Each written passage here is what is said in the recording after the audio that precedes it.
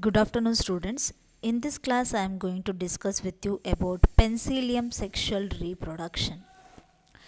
Sexual reproduction in pencillium takes place by the formation of the two sex organs antheridium and ascogonium. Antheridium is the male sex organ and ascogonium is the female sex organ. Sexual reproduction in pencillium takes place by the formation of the two sex organs, that is antheridium and ascogonium. Antheridium is the male sex organ and ascogonium is the female sex organ. Ascogonium. Ascogonium is produced by a branched hyphae which elongates to form young ascogonium. In the beginning, ascogonium is uninucleate.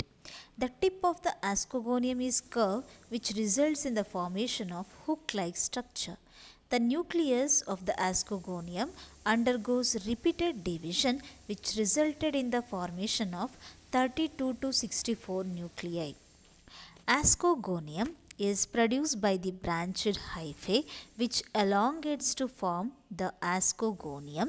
In the beginning, ascogonium is uninucleated. The tip of the ascogonium starts to turn curve and it appears like hook-like structure. The nucleus of the ascogonium undergo continuous repeated division which resulted in the formation of 32 to 64 nuclei within the ascogonium. Let us move towards the next reproductive part, that is the antheridium. Antheridium is produced by the branch of the neighboring hyphae known as the antheridial branch.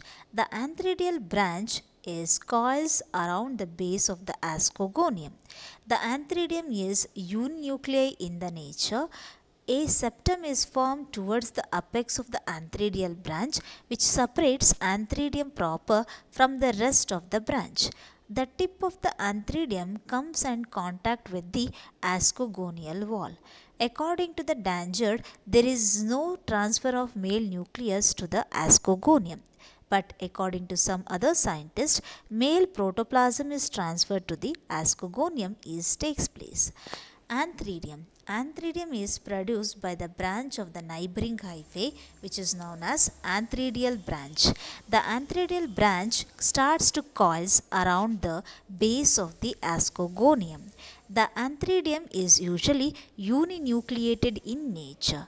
A septa is formed which separates the antheridial branch into antheridial proper and the rest of the antheridium.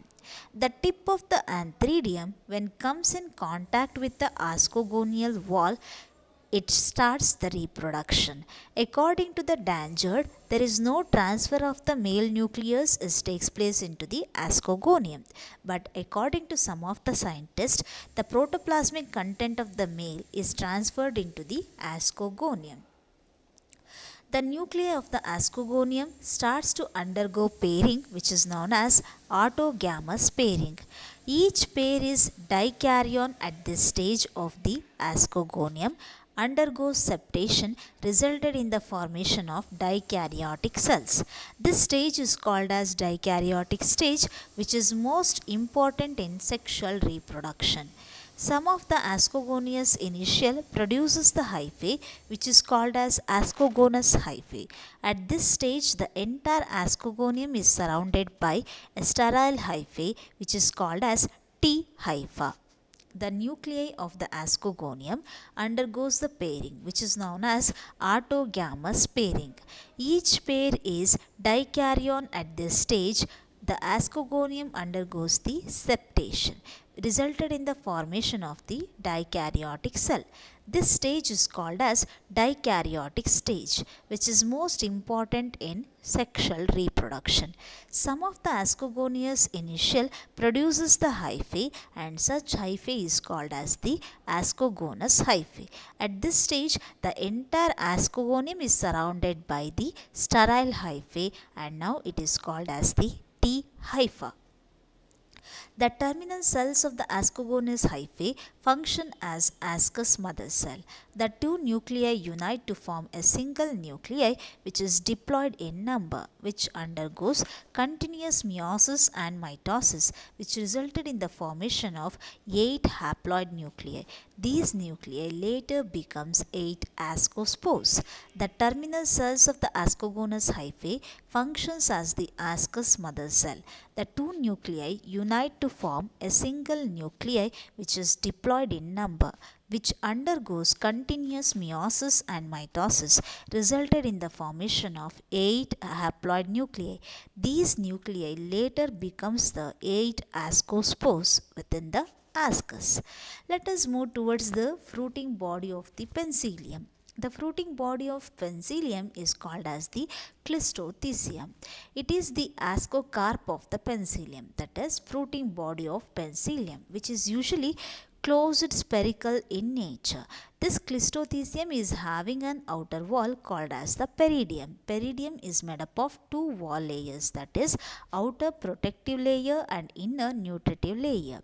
The cavity of the clistothecium is usually filled with the ascus, each ascus containing 8 ascospores in it. These ascospores are released after the decay of the peridium, and these ascospores produces the new hyphae. Clistothecium is the fruiting body of pencillium.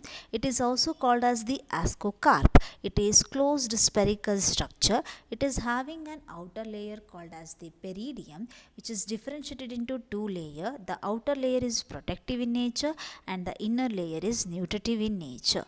This clistothecium is filled with the ascus, and each ascus comprises of 8 ascospores in it.